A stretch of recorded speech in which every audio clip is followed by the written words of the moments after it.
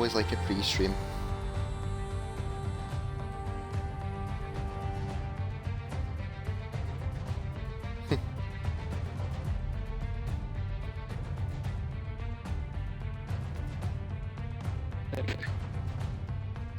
Aye.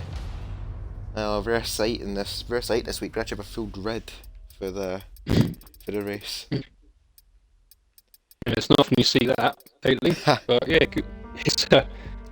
it's a good one. Good one to good to see the numbers back up. Yeah, well, yeah, we'll get underway in around a minute or so, and yeah, you know what? Pre-stream drink for us. There we go, chin chin. There we go. What are we on tonight, mate? What are we on tonight? We're on a Pepsi. That's what we're on. Spoiling you, mate. Get a drink before we start. I've got a 660ml Estrella. And nice. If we get through that, we also got another little Budweiser on hand. Hey. You can tell the football. You can tell the football's weeks back. We're getting early and prepped. Up the Dons and shit on the St Johnston. Hope the fuck we win. Yeah, if we don't win, you know about it. 5 games in the lead, we lose 3 of them. Oofed. Oh no. Yeah. Oh dear, oh dear. Sorry, I'm actually doing the tweet. Sure? Fair enough, go for it. See, Nigel's actually surprised you're here. See? Surprised I'm here. Why is that? Just surprised. Harsh, I'm the blue side of Glasgow. That's what I am. I would dare not be the green side.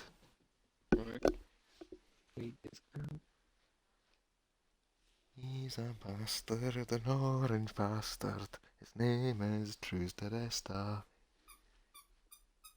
Harsh, fuck you. And that's why pre-stream we can just edit. We can edit this out post-broadcast. Nothing we've said ever happened. And when we get in the pit lane, we'll get underway. But Harsh, yeah, I'm going for you after that. So for that one comment, I'm going for you. You know what?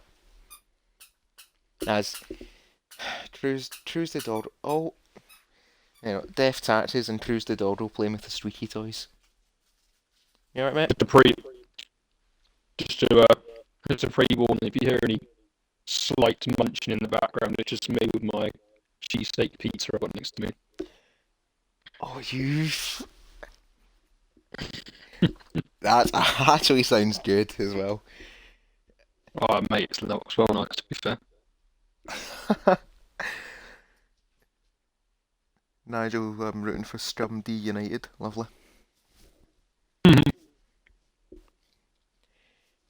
Well, here's hoping that you get a good win tonight. As I said, pre-stream, we can edit this out. So we get into the main event. Ah, Britain, and it's actually sunny. Who would have thought? Well, good evening, everyone. Welcome to round 9 of our FPRL Tier 2 Drivers' Championship. And as mentioned, we are back home. We are at Silverstone in Great Britain. I am Trueser1872, and joining me in the commentary box, a rare appearance actually for Friday nights. Please welcome Monkey Boy Kurt. Sorry, Tom, I just as I just swallowed my pizza. Hello everyone. How are we this evening? Hopefully, we are going to be in for another fantastic race with a full grid as well. Should make it even more exciting. Looking forward to this one, Cruiser. I just put in the tweet on Twitter before the race that if the results go their way tonight, one of the top 7 drivers could potentially be in the championship lead at the end of tonight. So yeah, very exciting stuff to come. Yeah, say what you want about Tier 2, but one thing they do know how to do is put on a title fight and a respectable qualifying as well, which for tonight, Silverstone being our host to our first sprint race of the weekend. So the qualifying results at the end of our short qualifying session, the single 18-minute session, it might not be the grid for the race, because although sprint qualifying has been added to the 2023 season in real Formula 1, it's still the old format where a sprint race determines the grid for the main race. And as you said as well, Monkey Boy Chuck, as a potential, I believe, for 34 points, and the top 7 are covered by 33. So it just shows how one mistake could be so major, and with a sprint race to follow, it's even more, I would say, treacherous, but also even more rewarding. It's like a tightrope between two skyscrapers. You've got to hold your nerve, and then you could potentially win big. As Diamond Duchy, I suppose, being tier 2 traditions, a McLaren of Diamond Duchy, the first one out on track around Silverstone, and I'm sure, do I keep going here for a minute while you have your pizza? People will want to know the track guide, because everyone keeps asking me for the track map. That's Aintree Corner, going down the Wellington Straight. Take notes, everyone. You'll get your chance to go through it on Sunday. As got a yellow flag up at Abbey, I believe that is turn 1 at the end of the Hamilton Straight. Now Diamond through that's Luffield, and now down the old start-finish straight down towards Cox. 2021 Hamilton Verstappen, we know what happened here, but here's hoping for two cars going side by side and not hitting each other through the race tonight. Well, races tonight even. Now the Maggots and Beckett's complex, now towards Chapel Corner. So dangerous as well, that section of track, to get correct, but once you get it right, you are flying. Down the Hanger Straight towards Stowe Corner, and collateral adds Diamond Duchy's teammate, and also the McLaren's 2 of the 7 drivers that could be leading the championship at the end of tonight's race, going in towards the mid-season at the Hungaroring next week. Now through Vale and Club Corner, it's a 26-1 for Diamond, and that's a good benchmark for the rest of the tier. It's a very good start, to be fair, 26-1. Obviously, we're going to see some drivers pushing for 25s as well. I think tier 3, obviously, well, you had tier 3 pole actually, Grusler, with a 25-4. So I would expect to see some 25 coming soon. Midfield Maestro just beat Diamond in the early stages, and now 26 for that. Yeah, good effort there from Maestro, and he's a bit of an on and off driver in this tier, but when he is on it, he is on it. I believe picked up their first and only podium of the season in Baku as E69 on a 25 lucky number 7. Hopefully a jackpot soon to come, and a maximum points haul for the Alfa Romeo. And speaking of Alfa Romeo, Darth Grey Fox in the chat, birthday boy in the house. Hey guys, go Team Alpha! Happy birthday to you, Fox, and as well Freddie Ford in the chat. And good evening to you, Freddie. And actually making, I believe, their return to the tier is General Jake goes second, but Nigel Piddle leaving it where he left off. He's had, I believe, 2 poles in a row, going for a hat-trick. Spain, Austria, now looking for Silverstone. Nigel on a 25-6, and still plenty of time for improvements. But as I said, happy birthday, Darth Grey Fox. Good evening to Snedden. We got Nigel, we got Hirsch. I'm sure as you'll know from watching the pre-stream, my thoughts on some things he said in Twitch chat. We got Unicorn as well, cheering on General Jake, and of course cheering on the General, who last time out did win in Austria, but a steward's decision took away that victory. But Jake still ended up, I believe, getting 4th in that race. But it was Razagamer who won from the steward's room, which isn't exactly what you want to see, but sometimes that's just how it goes. But Jake, I'm sure, is fired up, looking for a response tonight. Snedden making a rare appearance, and actually, one season on from the last time we raced here, last time in a Williams, this time back in a Williams, is Snedden and back on track after going wide there at Cox, going through Chapel now. It's a 102.5 for the second split. That's a Haas going slowly, I believe. That is Dynamo Dan on their outlap, the teammate Jaffmaster, who I've got to say, Jaffmaster, he's been, I think, potentially the rising star of Tier 2. He had no luck last time out in Season 5, but Season 6 he has hit the ground running. He's 4 podiums for the Haas as Robin on a 25.3. And we know what his qualifying pace is like in the AlphaTauri, but he just can't quite put it to the race, can Robin. Hopefully tonight he ends that curse. Yeah, I was just literally about to say, top 6 was separated by 3 attempts, and Rob was just blown all out the park. 3 whole attempts quicker than Nigel Piggle. Absolutely fantastic lap. I'd be surprised if he can improve on that. But knowing the pace of some of these guys in Tier 2, also wouldn't surprise me if he could. I still do think that there's going to be quite a few drivers here that could potentially improve, get closer into those sort of mid-25s. As you said, Cruiser, yes, Freddie Ford making his return to FPRL tonight in Tier 2, I think for the first time actually in Tier 2. He's been showing some good pace and looks like his potential lap now coming around the final corner. What is he going to put in for a starting time?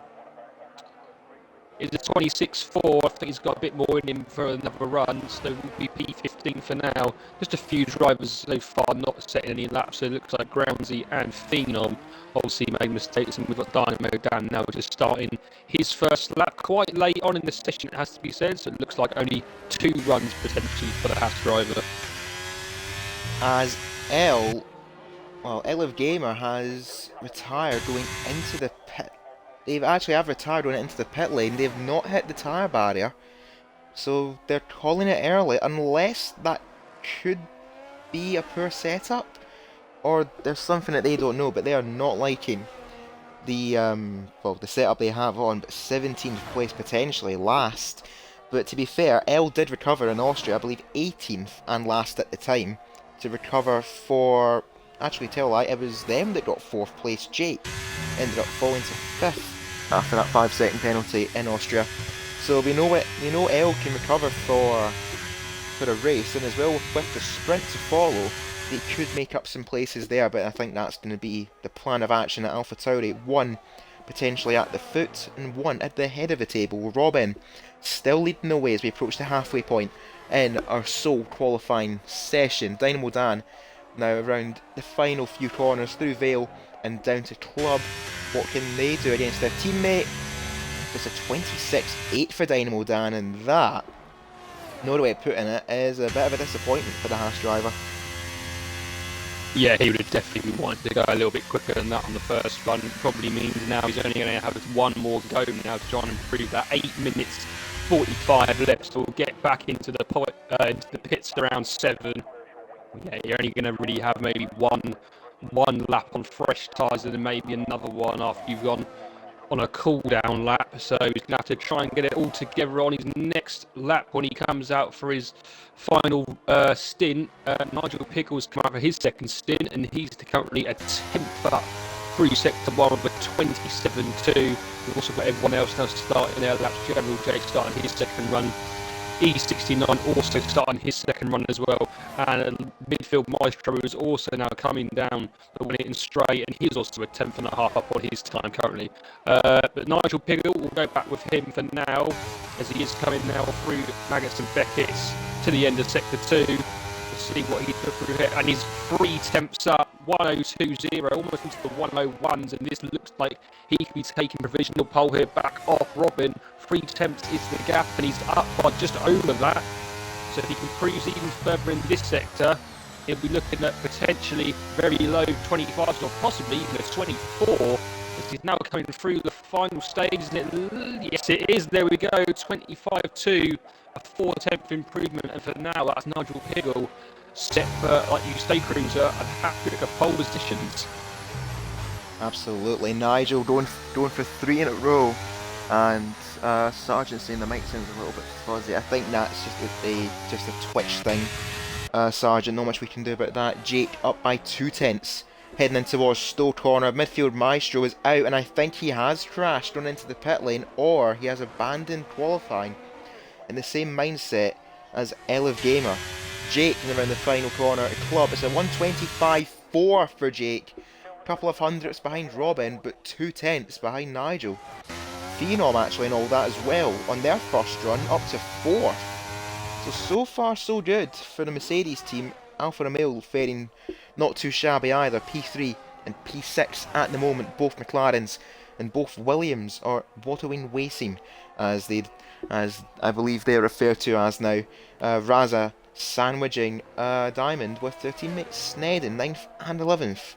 For the Williams team, last driver to set a lap time is Groundsy, last season's champion, up to 6th place, displacing Jaffmaster, who I should mention as well. Jaffmaster actually on a lap up by 2/10. At the moment is a thousandth of a second ahead of E69. Goodness me, tier 2 never change. Anyway, the Haas round Stowe Corner, and one thing as well around Silverstone, it's somewhat of a snowball track. It's such a fast-paced circuit. There's very few slow corners, and even at that Vale, you're still taking that at third gear. Jaff now says, "Thank you, Drownsy. I'll take 6th place back." But like I was saying, Silverstone, it's a very fast-paced track, and you make one mistake, it's just gonna build up throughout the course of a lap, and that is why these corners, such as the loop here at turn 4, you've got the Maggots and Beckett's complex, you've got the Vale chicane, which can be terrible with those sausage curbs.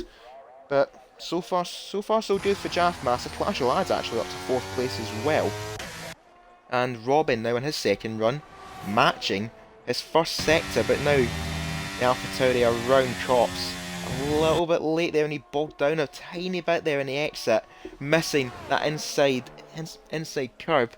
As we got a yellow flag, I think that's Jaffmaster on their cooldown back to the pits. Got around 5 minutes left of qualifying to determine a sprint grid, and Robin has made a fatal mistake there. He's now down by a second, and I think this could be a bit of a sighter lap almost for the AlphaTauri, as I'm expecting they've actually ran out of fuel, or they've lifted off. I think they might have actually lifted off the throttle. But Robin, that's not ideal for them. No, he's going to have to come in now. 4 minutes left though, he's still got one more chance to get out there and try and get quicker than Nigel Piggle, who is, like I say, a 10th and a little bit just in front of him at the moment. Coming around the final corner now, just about to. Hirsch pulls into the pits. Jaff will be into the pits. We've then got Freddie Ford coming out on his out lap. So he'll be getting ready to start his, and I think that's Snedden on a cool down as well. So yeah, it looks like everyone now is going to be coming in and getting them back out, ready for their final runs. It's Shadows, I believe, is also on a cool down. Yeah, he's not using any ERS. And Silverside Boy, who at the moment, has to be said, is not having a great session by his standards, down in 19th. He definitely wanting to be fighting with the guys, at least in the mid-pack. He's 1.7 seconds off the pole time at the moment as he comes now. Oh, that's not what you need. That is not what you need. That is the worst point to invalidate a lap.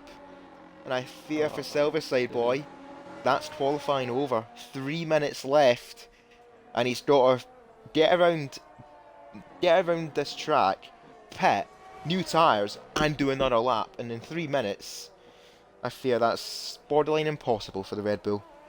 Yeah, no, he's definitely done. You can see the fuel light is flashing on his telemetry as well. So he definitely won't have enough time to get in and change tyres. By the time he gets in, it's going to be around 1 minute 30 left. So that is him done. What a disappointing qualifying for him. 1.7 off the pace. It just looks like he's just not got the lap together for whatever reason. But remember, we have got a sprint today, obviously, so anything can happen in that first 9 laps that we're going to have before the main event. So he'll be hoping for a good result in the sprint to give himself a better grid position for the main race. Freddie Ford just going over the line there and winning the team battle at Ferrari, but both Red Bulls and both the Ferrari drivers are down at the back. Python can improve on a 26.0 currently, and 3 drivers actually sharing that lap time. Freddie on a 26.1, Night Owl, Dynamo Dan heading out of the pits now. So now comes the point where everyone is going to go for it. Silverside Boy retiring in the pits, done all they can do. And shockingly enough, Robin is ahead of Nigel on track, so they're going to have the first as I say, don't have the first priority in terms of pole, but we'll see how that goes. Anyway, Raza Gamer going to be the first driver to set their final run in qualifying, so we're going to follow on board with the Williams driver, now going towards the loop, turn 4, and then entry turn 5, a very greedy corner, I would say. Get it right, you make up quite a lot of time, and get it wrong, you're over the sausage curb, or even invalidate. But for Raza Gamer, that is not the case. Picking up that victory in Austria, and I believe actually, if I can have a look really quickly here, is our championship leader into tonight's race. A 9-point gap over Diamond, but that is very loose there at the end of Luffield.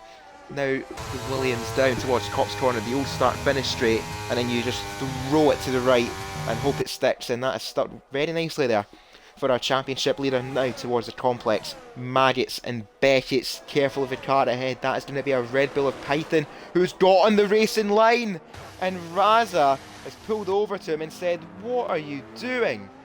to Python, and that is not what he needs. Now Raza might be down the bottom half himself, as there goes a Red Bull and Diamond right behind him.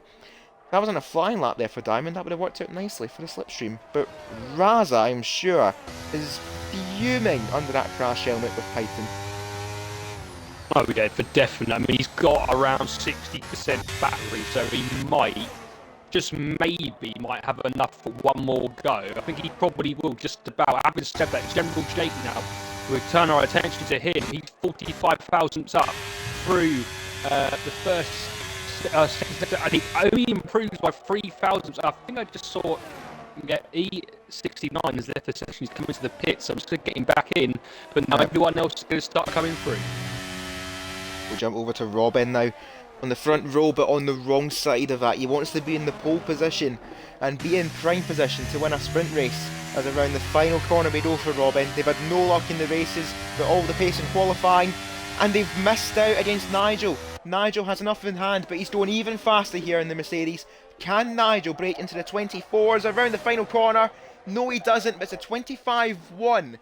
Is that enough for the Mercedes driver to pick up their third pole position in a row? Collateral Ads is up by a 10.5, going in towards Stowe down the Hanger Straight. Jaffmaster's up in their time. Snedden also up in their time, but Snedden around the finish line first. Snedden goes up to 4th.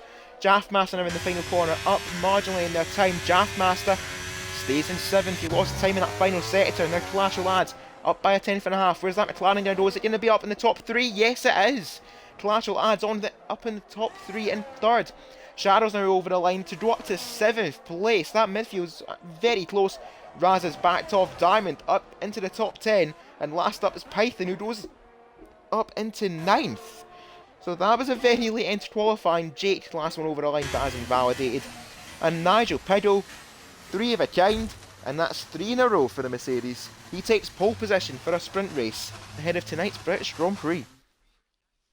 Yeah, fantastic once again from Nigel Piggle. He's just in such good form lately since his return after about 5 weeks out, I believe. But yeah, there we go then. First for Nigel Piggle, and Robin says in the chat he had another slight mistake at turn 4, which might have obviously had him potentially on the top step rather than Nigel, but unfortunately it's only P2 for Robin. But if he's got the pace there, he's surely going to be looking for the overtake into turn 1 of this sprint race. And Collateral Ads obviously up there in the championship as well, like top 5 drivers I believe, getting himself up there, making sure that he's got a good chance of good championship points to keep himself in the title fight. And like we witnessed, Cruiser Raz again will be the one that will be absolutely fuming at this. The championship leader, blocked obviously by Python, finds himself starting down in the bottom half for the sprint race. The only positive I think for Raza is that Diamond, his closest challenger, is down in 11th place for the sprint race, and it's looking a little bit overcast, it must be said. Still no rain yet, as I see the Red Bull mechanics sitting eagerly and waiting patiently for their cue to service their drivers. But in a sprint race, a pit stop is not mandatory. You don't have to make one, but as the name suggests, just go for it. But with it being tier 2, be a little bit safe, please.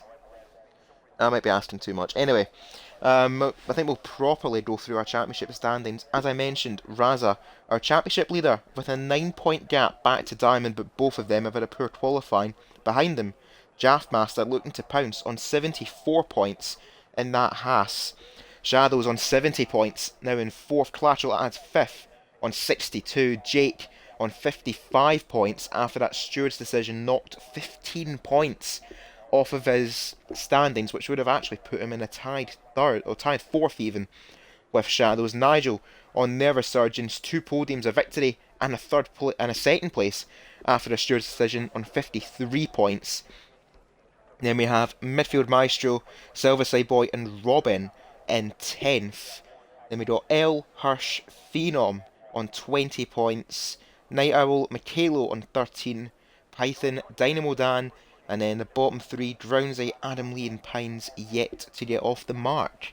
And in the constructor standings too, McLaren holding a 9 point lead over Alpine, Aston Martin in 3rd, and throughout there, it's a very, very close, compacted midfield as we get underway for our sprint formation lap. And we've noticed as well, there's been a few drivers to start on the softs, and for Tier 2, there's no exception. Out of the bottom 5, Midfield Maestro, Freddy Ford, Silverside Boy, Elf Gamer on softs, but the wild card here is Collateral Ads, 3rd, and on the softs.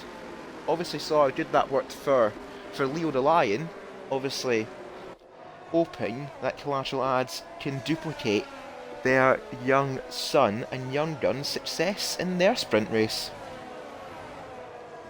Well, I think the thing is here is that we saw it on Tier 3 that the safety car obviously helped Leo in Tier 3 sort of save those soft tyres a little bit, so he didn't wear them out as much over the 9 laps. It does say on the actual race setup before the actual race that the softs can go the distance, but the mediums around the latter stages will obviously be better in terms of their quality and performance. It's all going to depend here if there is a safety car. If there is a safety car within the first sort of 2-3 laps, then I think Collateral is obviously in for a good result here, potentially take the sprint race win. However, if there's no safety car, I do feel like if towards the end you're going to have these medium runs will start getting the better sort of like the upper hand on him into the last 4 sort of 2 or 3 laps. But obviously with a 9-lap sprint, it's always going to be interesting, and to see a good tyre sort of change between the whole grid also makes it exciting as well. You know, if everyone's on the same tyre, it might not be as sort of exciting to watch, but this surely is going to be a great 9 laps to watch Cruiser. Absolutely, keep an eye out for these soft compound tyre runners. And I think the important thing is here for Robin and Nigel, well, 2 things that are important for each other. 1, keep ahead of the other, and 2, don't let Collateral Ads through or break that 1 second DRS barrier that will be activated on lap 3.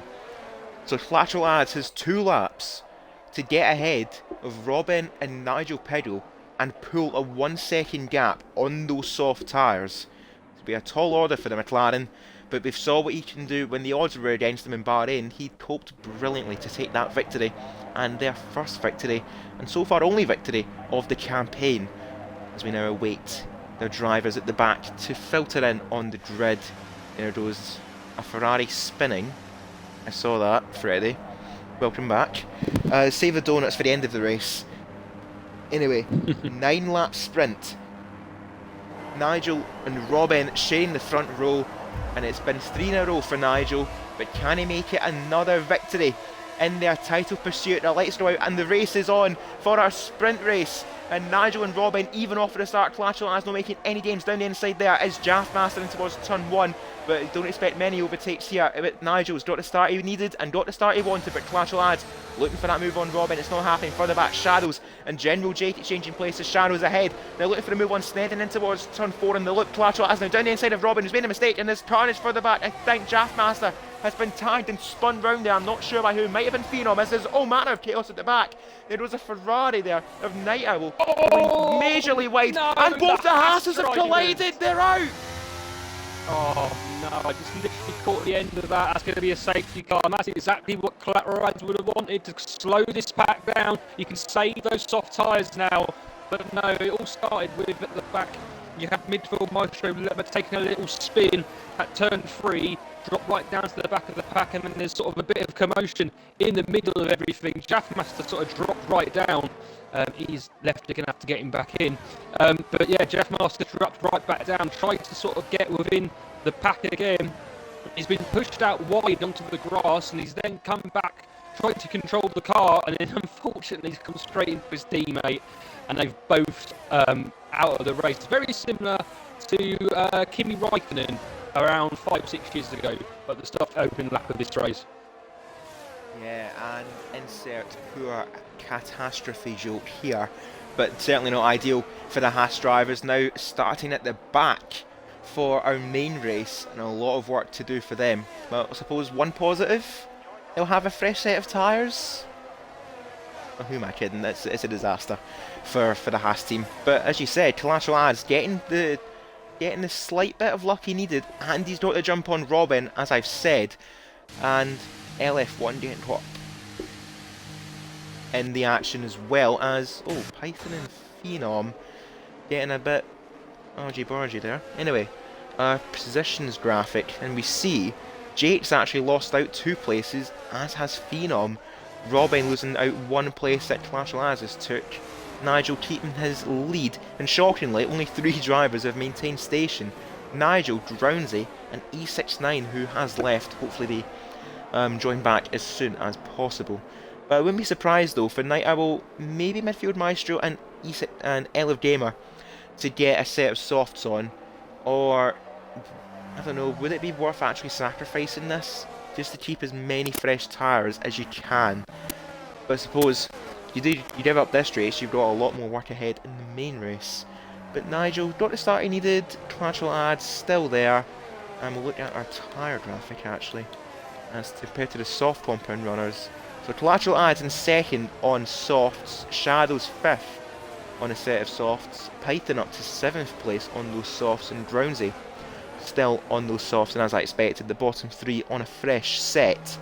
So now, the one thing that will help Nigel here is that the DRS, I suppose another thing that will help collateral ads here is that the DRS is now going to be pushed back for another 2 laps at this restart, which should be on lap 3. So by lap 6 it will be DRS conditions, but for Nigel he's got to try and keep these tyres alive and well for collateral ads. He's got to do what he done to Robin. But anyway, have a look in the chat actually real quick, and I forgot to do the plug. How poor of me. Of course, all of our races are streamed on twitch.tv/FP Racing League, as I'm seeing Hirsch making up a ton of places there because he's went in the pits, of course.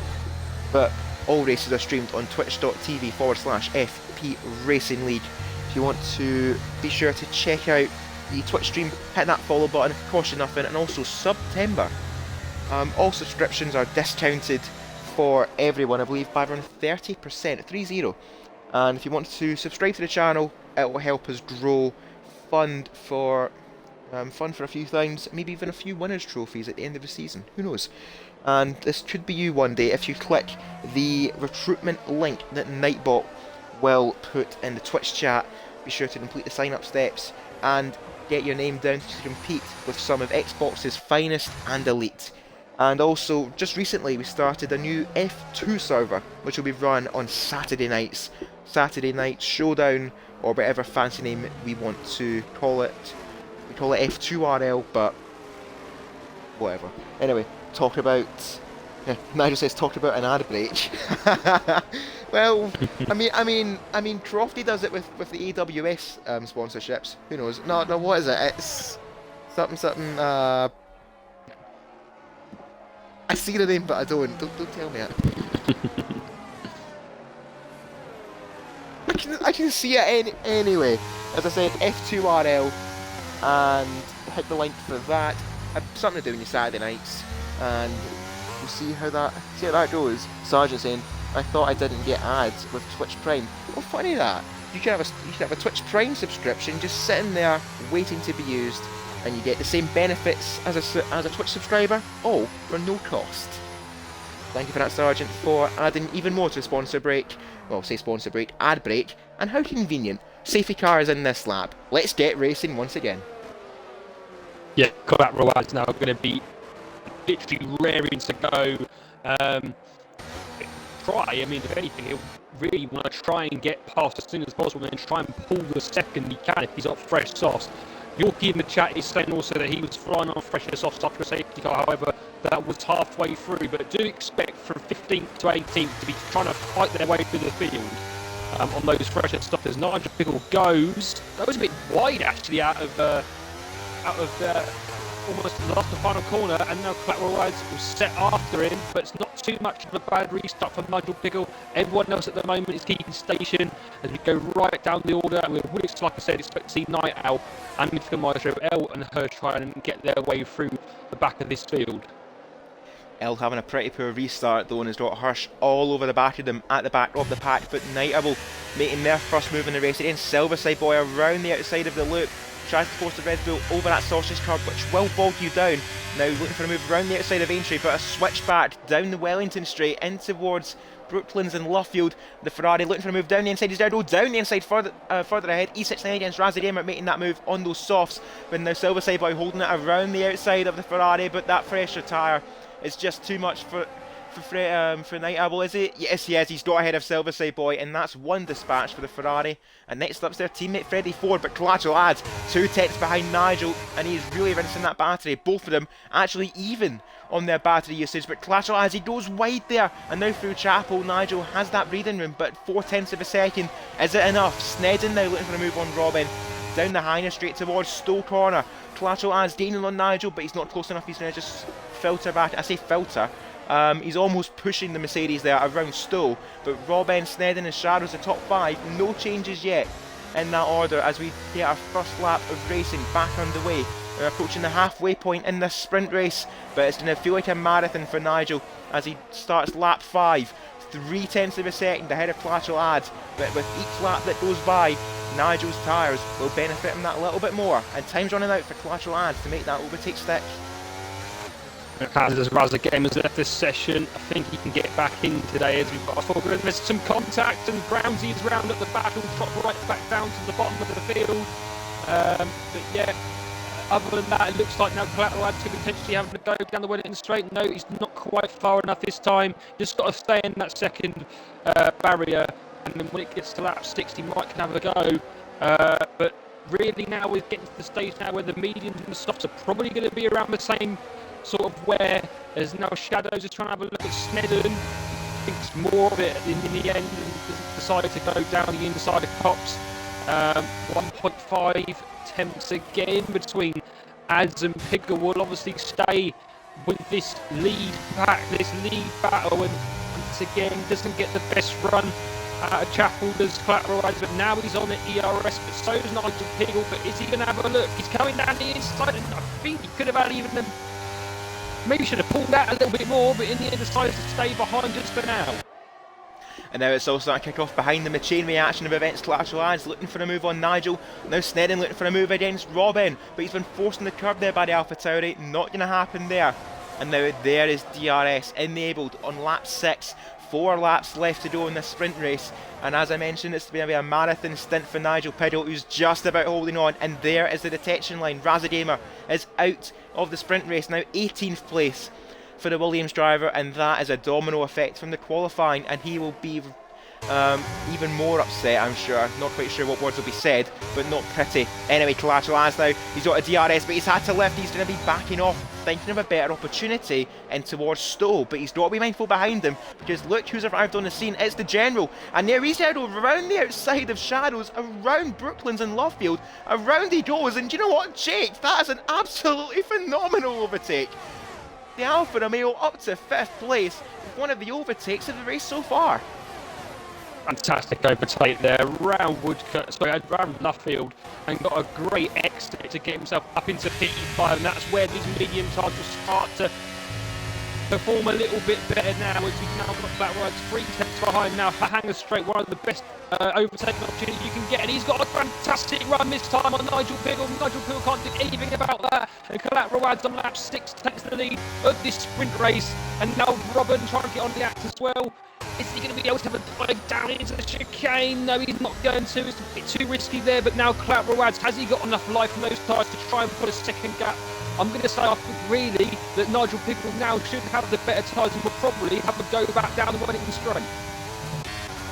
3 laps left to go as Elif Gamers now called it a day in the sprint. 17th for them for the main race, as they all drop like flies, one by one as we go, and much like these laps. But Nigel, he's got on the curve there at the loop. That's going to cause him a little bit of problems here, but Robin, he's too close to him and has had to back off. Now Snedden looking for a move, not using that battery though, but Robin is to pull that gap and to defend against Snedden. I wouldn't even say to attack Nigel, but more so attack to defend for the AlphaTauri driver. But Collateral adds he's going to start feeling these tyres now, or rather what little is left of them. Half a second going down the old start finish straight in towards Copse against Nigel Piggle, but Nigel knows he has the advantage. 41% battery for Nigel, plays 19% for Collateral adds, who's given it everything to try and pull away from that Mercedes, but you cannot help the cause for worn tyres. 6 laps on those softs, and I'm speaking from experience, at least in the main race last time out in Tier 3, I only managed 5 laps on those softs before I abandoned them. As further back, E69 has made a mistake somewhere, or they've actually tagged with Diamond. I'm seeing in the mini-map there, Diamond has gone off at Chapel, and that is not going to help their cause. Now 15th place, and E69's had problems as well as Silverside Boys having a wheel-to-wheel battle with Hirsch. Hirsch now up to 12th place, but on that time penalty, that will knock them back behind the Red Bull. 2 laps left to go at Silverstone, and what has been a frantic sprint race. Collateral adds still holds the lead in E69 into the pits, out of the race, and then there was 15 drivers left in this sprint. Nigel taking that a lot better though around the loop now towards Aintree and the Wellington Straight, 4 tenths of a second behind Collateral adds, and Nigel is probably thinking for maybe a last lap lunge on Collateral adds for security, but also he's got to be careful here. The longer he holds off from this overtake, the more it could haunt them, and certainly from what I found out against Leo, too lenient and it could come around to bite you, as now Nigel, he's got a poor run there out of Brooklands. Now it's going to be Robin looking for a move in towards Copse, but he's going to filter back in line. And the top 6 here, look at that, covered by 3 seconds as we're heading down to the Hanger Straight for the second to last time. This is going to be down to the wire. Yeah, fantastic racing once again from these Tier 2s, ever so close, as it always is in 26 laps to come of this. Nigel Piggle now, though, what a run he's got out of Chapel, through on the inside before he gets to the Stowe corner, and he's back in the lead. But is he going to regret that when it comes round to the final lap? As obviously Clapmarads will have the DRS, but these medium tyres that are 8 laps old, and surely they're going to be a lot better now on the softs. Just to quickly point out as well that Night Owl and Midfield Maestro have also come right back up on those fresher softs, but they're into 9th and 10th, so they're into better positions than they were, which is about 15th and 16th, I believe, when the safety car came in. But we'll go back, obviously, to this top 6 battle. Nigel Piggle only 4 tenths ahead. Collateral adds trying to keep with him. He's really got to try his best here, because obviously he's going to lose a lot of time, I would feel, through corners like Copse and Maggots and Beckett's, and obviously they're very long, swooping corners, will have a lot of wear on the tyres. But Collateral adds for now 4.5 tenths, and Nigel Piggle, if he gets a good run here out of Luffield, he can really start to get a gap that might not be able for Collateral adds to come down the Hanger Straight. We've only got half a lap to go. And the top 6, as you were, 3 seconds behind. Well, 3 seconds between them, but General Jake looking to make it 4th place. I should mention as well, for a sprint race, only the top 8 will score points. So Night Owl and Midfield Maestro for the recovery will receive nout, unless Night Owl gets ahead of a teammate, which he's going to try on this final lap. And Collateral adds, he's 4 tenths behind and using everything he can on that battery. Nigel Piggle's flashing in towards Stowe corner. Collateral adds, he's looking for the slipstream. Gonna be a move. He's all down the inside, it's Stowe, is he? He's going to look down the inside, but Nigel holds it strong around the outside. Robin looking behind to bounce. And in this 6-car showdown, in a sprint race, it's going to be the Mercedes of Nigel Piggle around Vale for the final time, in towards Club Corner, and it's going to take first place in the sprint. Nigel wins A frantic ending to the sprint race. Glasgow adds a last lap lunge, not quite enough for them, but takes second place and a front row start for the main event. Robin will take third, and finally, a bit of fortune in their favour. Snedden will take fourth, Jake takes fifth, and a handful of points for the Alfa Romeo team. Shadows takes sixth, Python takes seventh, and Freddie Ford on their return scores a sole point in eighth. And actually, I should mention as well, the top 8 point scorers in our sprint race are all 8 different constructors. Goodness me, what a race that was. And that was just an appetizer before the main course. That was a great sprint race, to be fair. The last few laps was so thrilling and exciting to watch. And Collateral as did have a good look, a good move down the inside at Stuck Corner. But like Yorkie said, was it worth it for a point? Probably not. You know, obviously there's 7 points difference between first and second in the main race, so that's probably where it would have mattered a bit more. But fantastic race, especially in those final stages. And yeah, like you say, Cruiser, Freddie Ford as well, coming up from 18th to grab that last point in this sprint race on his return to actual racing rather than quali in FPRL. Yeah, good performance from him. He starts obviously now 8th for the main race, and he'll be hoping even better finish and higher points there as well. And compared to the Tier 3 race, it was the McLaren that beat out the Mercedes. This time in Tier 2, it's the Mercedes that beats out the McLaren. Nigel struck pole, the sprint victory, going for another hat-trick tonight, and going for that victory to complete the Grand Slam as bright sunny skies light up the Silverstone track, and oh wow, barely even caught our breath as we're about to get back underway for 26 laps around Silverstone. And who says Silverstone's boring? It's probably one of the only few tracks that I believe should be a sprint race on a yearly basis. Change my mind. What we should do is show the FIA that 9-lap race in a video game, send that to them via Twitter or whatever social media we can, and campaign it for a yearly sprint race around Silverstone. Because that proves proper racetracks prove to be the best racing, and you will not hear otherwise. Yeah, no, I totally agree. That was absolutely great. I mean, if that's what we can get in a game, imagine what we could potentially get in real life. A little sprint race around Silverstone. I think we'd have to make the Red Bull slow down a bit first, obviously, but definitely would be great to see come the future seasons of obviously real F1. But yeah, now we get to look forward to another 26 laps of action, and Nigel Piggle is just on fantastic form lately. Pole position already, sprint race win. Can he get the feature race win now? It's going to be a mighty close and a mighty hard for him of all that competition that he's got, especially that top 6. They were absolutely on fine form in that 9-lap sprint race. And for losing our voice already, we're in for a very long night. Midfield Maestro saying he went up 7 places in that race, and fair play to Maestro, he stuck with it. Shadow says they're going to have 2 laps overfueled because of Wi-Fi. Oh, because they left. Does that mean their setups are transferred over to the main race, though, yeah? Yeah, he'll have the setup, but he won't Right. be able to change what tyres he starts on or his fuel. So, yeah. Well, it's bad news, but it's not a disaster, you know? It's not a disaster, no. Obviously, he can go his way with safety cars if he doesn't really like the tyre that he's starting on, potentially. He goes, if my setup resets, I will retire. I don't think it will. I think you'll be fine. Yeah, it should be okay. And the one thing I love about Silverstone, though, is it's great for racing, but it's terrible to try and keep up with everything. It's going to be fights everywhere. The top 6 broke off into their own pack. There was a fight for 6th place at the end with both the Ferraris. The midfield's going to be chaos, and yet we can't look away from any action for a single moment, because the minute you look away, there's going to be an overtake, and the minute there is an overtake, someone else has been overtook on track. It's going to be hectic, but this is probably my favourite race to commentate over, partly because it's biased, but partly because that sprint race shows what type of racing we get here. It's so close, but it's the best racing.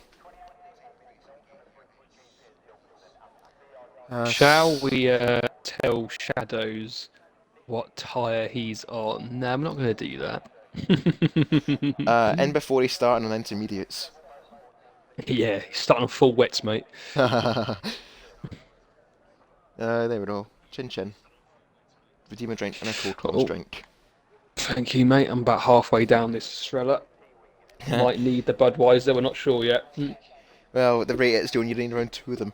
And I should mention as well, with September and subscribing with Twitch Prime to any broadcaster on Twitch, you will receive more channel points for watching the stream. So for each, say, 5-minute spell, you will earn more for being a subscriber, and you can use those channel points to redeem, at least on FPRL, you can redeem for a toast for a drink or a Cold Tom's drink to the commentary team. You can redeem a safety car question for a bit more chat and engagement. You can redeem a truth or dare. Lord help us. Yeah, say Lord help us. A commentator catchphrase, which we never usually do, and potentially more redemptions, things to redeem in the future. And Silverside Boy saying as well, we've recently just went over 600 followers on the road to 1,000. So thanks everyone for the support over these near, what would you say, 5.5 seasons of FPRL, and we're still going strong. 4 tiers, 4 days of racing, and let's get underway for our third race of the season. And tier 2, Groundsy's left the session. That's going to be a bad start for them. Anyway, on our formation lap, and now let's play tyre selection bingo, and that is interesting to say the least. That is I dare say that's more predominantly hard compound tyres.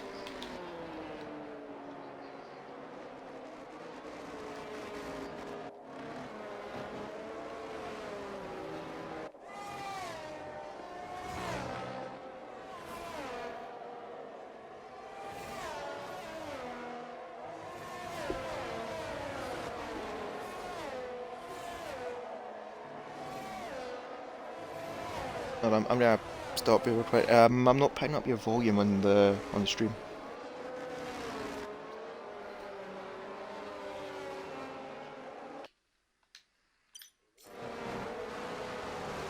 Anyway, as Monkey Boy Tart does that, run through the dread at the back of the pack are the Haas team of Jaff Master and Dynamo Dan, both of them on the hard. Raza Gamer, after that poor qualifying wretched sprint, hope all things are looking up for them, and they've got a look up from 18th on the grid on a set of hards. Elf Gamer, 17th on a set of mediums. E69 on a set of hards for the Alpha Romeo team.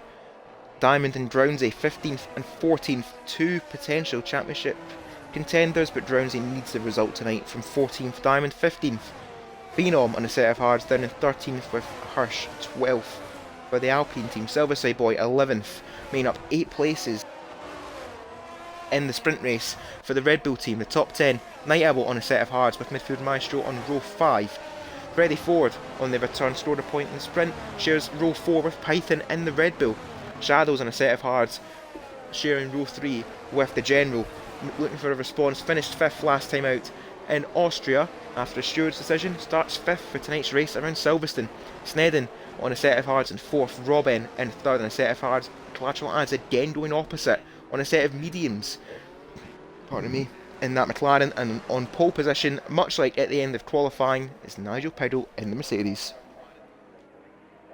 Yeah, once again, Nigel versus Collateral adds off this start. Robin, actually, sorry, mistake there. Robin and Collateral adds obviously swap one place each from the start of the sprint race. But, like you say, he's on the medium tyres. Will he be able to get him off the line as the lights are coming on now? Indeed, the lights light up the sky, 20 drivers, lights out, and the race is on for the second time. Collateral is looking to get a much better start this time on those mediums. Level pegging with Angel Pedal in towards turn 1 at Abbey, but he's not going to happen. And there's Shadows! Shadows is out! He's left the session! And he's took people with him. I'm not sure what's happening. There's all manner of chaos in towards turn 3.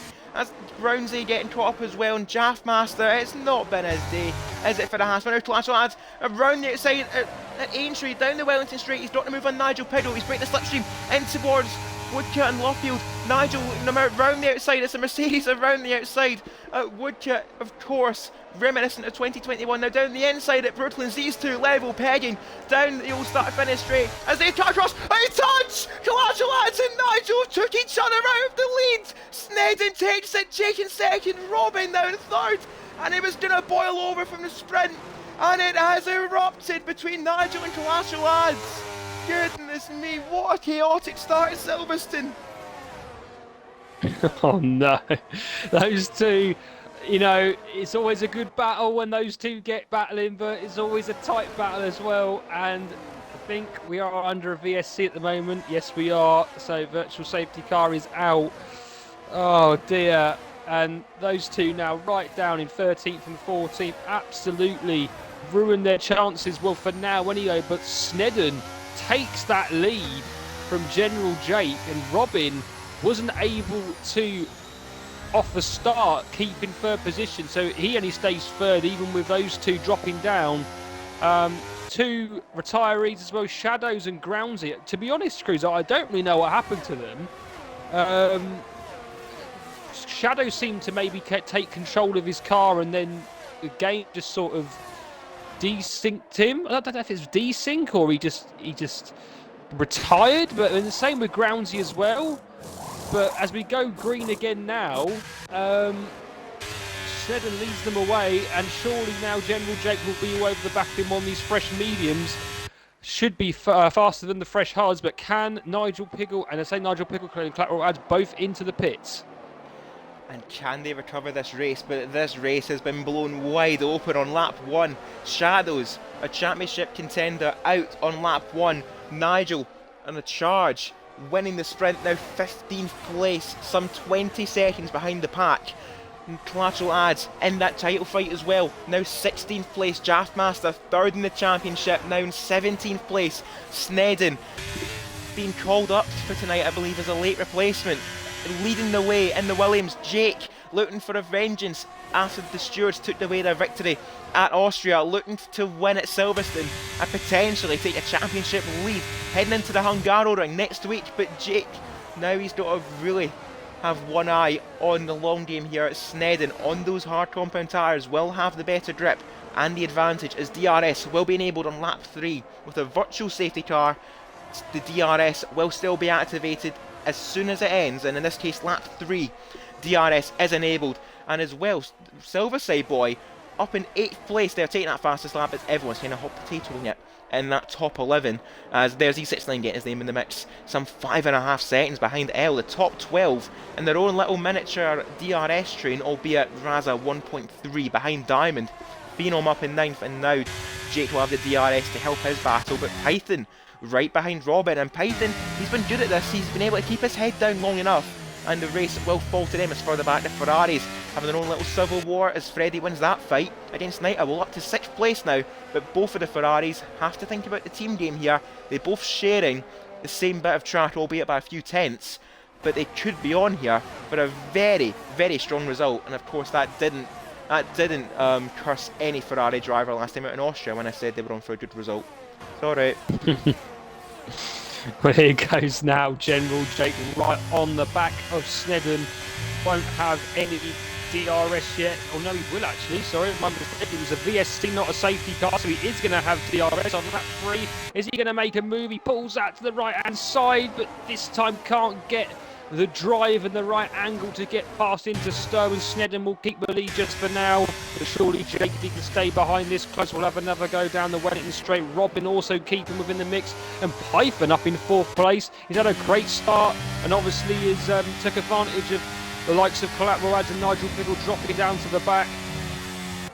But yep, General Jake, like I say, still 4 attempts behind. I don't know if 4 attempts will be enough for him to get past on the Wellington Straight. It all depends on how much battery he uses as well, and what kind of run he gets now out of the corner here.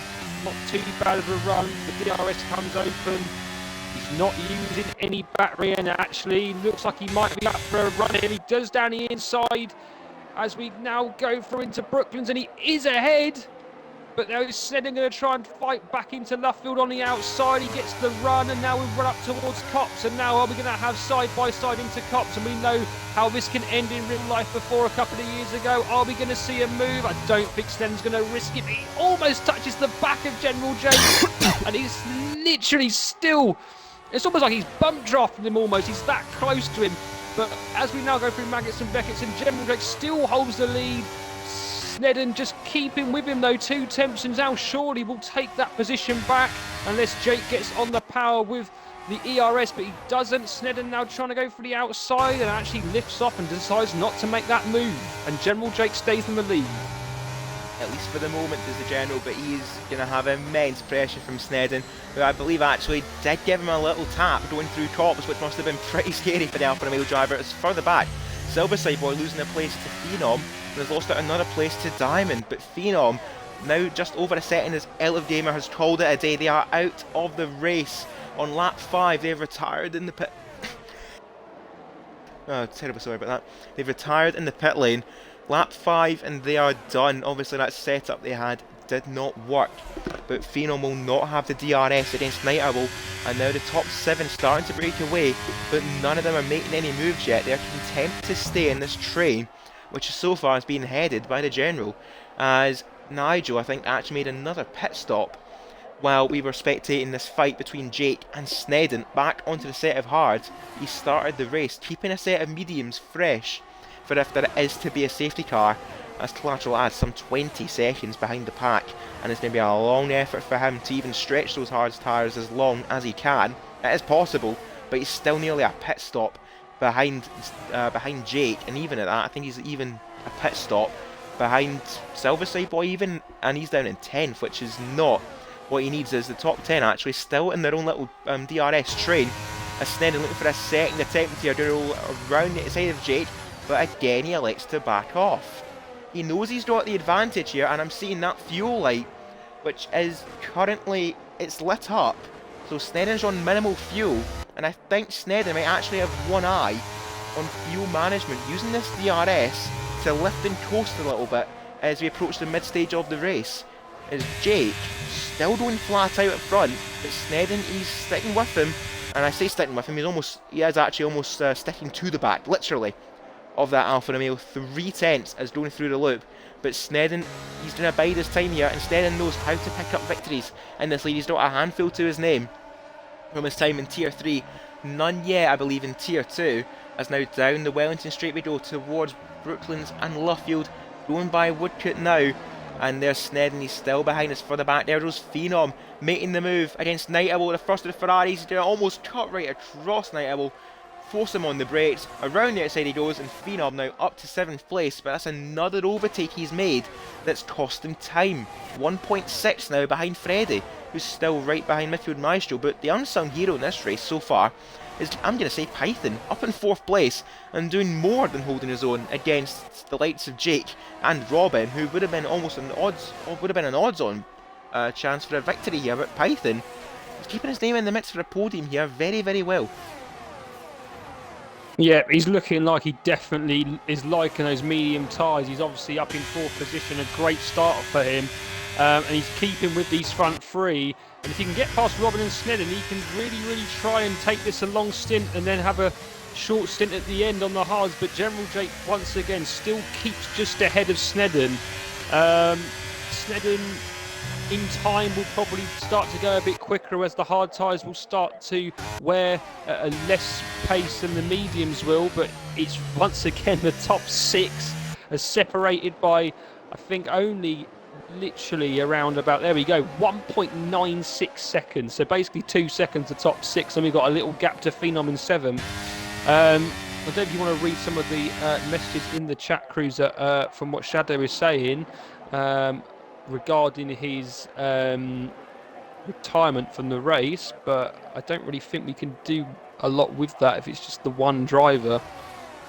I think it's a little bit too late. Lap 7 at Silverstone, and I don't see much actually happening, so albeit unfortunate, but it's going to be done as Python. That's one way to take Cop's corner. As round we go towards Maggots and Beckett, that's cost him half a second. As Sector 2, there's been a collision there. Silverside Boy goes through because Phenom and Diamond have come together at the exit of Cops. And that's not what he needs, and Nigel gets a time penalty for his troubles as well in this race. It's going from bad to worse for the Mercedes team. And there's E69. Oh! Phenom lets him through. And that, albeit it could have been a Sorry, little I'm bit just, better. sorry, I'm just commenting there. Yeah, I just commenting there on Diamond and Hirsch, and where I think Hirsch, I think Diamond came back onto the track, maybe a little bit dangerously, but what Hirsch has done there, we don't really want to see this, what we're seeing from the pair here, just sort of swiping across each other. It did look like a bit of a dangerous, I can't lie, a bit of a dangerous rejoin from Diamond, but I think Hirsch will probably send that in and the stewards will decide that. But don't really want to see the aftermath of what happened there. But regardless, virtual safety car came out, it's already back in, and Python's used that as an opportunity to get off those mediums and get onto the hard. So potentially when it comes to the pit stops, can Python here potentially have a go at being near the front or even in the lead of this race? But I think he has got a 5-second penalty coming into the pits, unfortunately. I'll have a look at that now. Penalties 5 seconds for Python, and that is not going to help his cause. But I'm looking there, Diamond on a set of softs. That could be from the Tier 3 race, as I'm just sorry I'm bringing this up. But in the Tier 3 race, it was roughly at the same point. People would box for a set of medium tyres, but on the final 2 laps, punctures with the car as Python's off! Python has gone off at Brooklands Corner into the gravel trap and out of the race. After just making this pit stop, cold tyres might have played a part in that, or even a disconnect, maybe even a wheel disconnect, but Python. Oh no.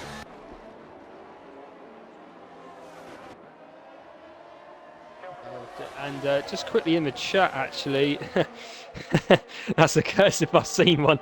Yeah, I will admit that that is a massive curse. As Clapwell Ad gets multiple warnings actually on the restart there. He's up in 10th, but behind that VSC, yep, got a 3-second penalty. But just saying as well that Radical was saying Snedden underfield, and if you go on Snedden, Cruiser, he has got that yellow light next to his name, next on his telemetry. Got to keep an eye on that throughout this race though, Snedden, and that's what I mean. I think that's why he's being conservative to make this overtake against Jake. He's using it as a method of lift and coast to try and save some of this fuel, because Silverstone, there's very little chance to actually build back your fuel. You can lift off the throttle, yes, but lift and coast, it's going to help you down that higher straight, because the slipstream pull you can get, the slingshot, is immense for an overtake. And it will help to regain some fuel. And oh, I'm sorry, I'm coughing all over the place, but not quite to build it throughout the course of a lap. And I see Nigel's begging for a full safety car down the back of the pack. But one thing as well, I'm going to say, Raza Gamer, 16 seconds behind E69, and I say around, quick maths, around 30 seconds behind Snedden, and the pit stop around here is around 28 seconds, I believe. So Raza could find himself in this lead group, but on very worn tyres as we approach the end stages. Lap 10 at Silverstone. General Jake leading the way, got the overtake on lap 4 against Snedden, and has kept it ever since against the Williams driver Robin. Seems to be content with third place so far, albeit I wouldn't imagine so. Midfield Maestro, and then the 2 Ferraris, Freddie and Naita will running in the points, and very solid in the points so far. E69, Raza, Silverside Boy making their pit stop now in 9th, and Collateral Ads on their recovery back up into the points, albeit on a penalty, in 10th. Phenom, Jaff, Hirsch, Diamond, Dynamo Dan and Nigel Pedal, the 16 drivers left in this race after 4 DNFs recently. Python going wide at Brooklands into the gravel trap and on cold tyres. Looking, and of course as I praise Python, it's ended poorly as Jake there using the sausage trap. Snedden gets a massive snap though and just about holds strong, but that's now going to give Robin a run out of Chapel down the higher straight. Snedden, he's going to get away with one here I think, using that battery to help pull away from the AlphaTauri, gain on General Jake. Again, not making the overtake though, and Snedden is more than happy to sit behind Jake, because that was the first sign of Jake making a mistake. But ironically enough, it was Snedden that nearly got punished for it. Yeah, definitely. Snedden, massive slide, as you say. Very well to keep it together, actually. Could have easily spun and then potentially been a danger to the people behind him, like Robin, midfield Meister, and Freddie Ford. As E69's come into the pits and decided to retire. Huh? He left this. Oh, that's a disconnect. He left the session.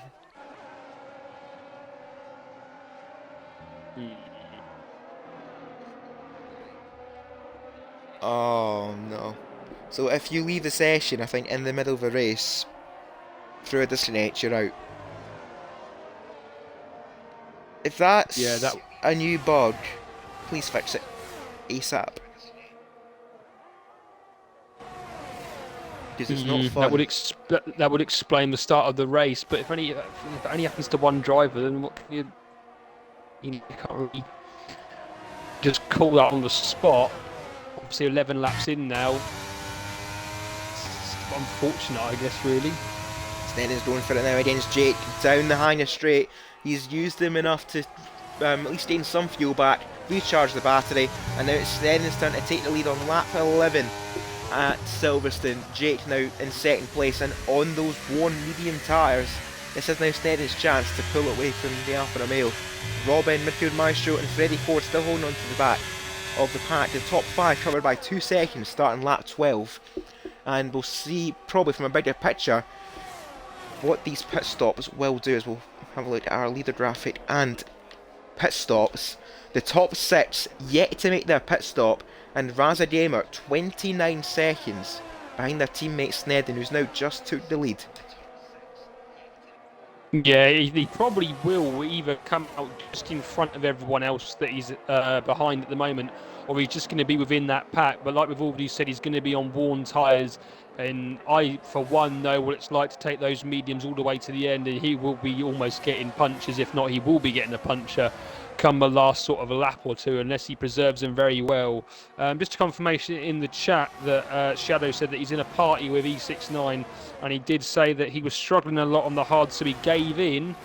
Okay, I would have liked to seen him try to stick it out a bit longer. Safety car can always change things, obviously, but if that's what he decided to do, then fair enough. And obviously try and fight next week if he races. But General Jake now, as we go back to the front, lap 12, will he decide to pit? It means he's got 14 laps on the medium, on the hards if he does. And here he goes, straight into the pit lane. Just make sure he gets slowed down, as it's a 37-mile-an-hour limit here rather than 50. But General Jake's in. It'll be interesting to see where he comes out in terms of where Raza Gamer is as well. We said that the gap was around 28 to 29 seconds, and that's about how long a pit stop is. Also, Freddie Ford follows General Jake in on the mediums. The question is now, how long will midfield Maestro, Robin and Snedden and Night Owl, for that matter as well, decide to stay out on those hard tyres? As there it was Jake just leaving his pit box now. We're going to look towards Razadema. He's just going through Club Corner now. This is going to be very close here, as down the Hamilton Straight, or Sir Lewis Hamilton Straight, whatever you want to call it, or be pedantic about it. Razadema is going to get the jump on Jake, and that is important for this race. So now that will mean that Raza currently is a net leader, albeit on those very worn medium tyres, and is up 13 places from the start of the race. Jake now down in 6th, or a net second, at least for the moment, but those hard compound tyres will need to get het up quite quickly. But Jake has to keep his head here, 1.4 behind Razadamer, but he won't get the DRS to help his cause. And as you said as well, Monkey Boy Kurt, what will the top 3 do? But what Midfield Maestro is doing is launching an attack against Robin down the inside at the Hanger Straight, and even before we get towards Stowe, the Aston Martin is now up in 2nd place. Midfield Maestro is on a bit of a charge himself, and he is now into the pits. So that, the overspeed he had there against Robin, is to maybe help him out, but 13 laps on a set of mediums? It is definitely possible. But what is going to happen when he exits the pits? Where will he be? against Jake, or even at that, against Freddie. Well, like you say, 13 laps on the mediums. I mean, the guys that are just coming for hard, they've done 12 laps. So it's definitely possible, especially if we get a few more VSCs or a safety car. Can definitely go to the end now. Shouldn't be a problem. As Raza Gamer now comes around the final corner, down the main straight he goes, and here comes Midfield Maestro out of the pits, but no, he's behind once again, and actually Midfield Maestro, you can see the amount of time that Jake has gained, but Freddie Ford hasn't gained, and Midfield Maestro actually comes out in front of Freddie Ford on the fresh medium, so he should surely pull away now. But like I say, Midfield Maestro, I feel, will obviously now get the undercut on people like Robin and Stead, and I'd be surprised if they're not going to come in right now to protect their position. What's important now for Freddie though is he keeps within that DRS window of Midfield Maestro and stays within it. Midfield Maestro needs to find a second and a half to get within the window of General Jake and that DRS, who's right behind Raza Gamer. And we're going to try and help his teammate out here is Raza, and help Snedden, who is into the pits on lap 14. Robin follows suit, and that is to potentially cover off Midfield Maestro, who is just going through the Madison Beckett's complex now, up towards Chapel. Raza with a penalty in their lion-esque defence against General Jake, but Jake, the ERS, DRS, and zero chance for the Williams driver. Jake now back up into 4th place, but where will he emerge? Night Owl goes through to take the net lead of the race. Robin has been serviced, Snedden has been serviced. Now towards the end of the pit lane, Jake crossing the start-finish line now, and a fastest lap to show. He is pushing like hell to get ahead of Snedden as around Abbey we go.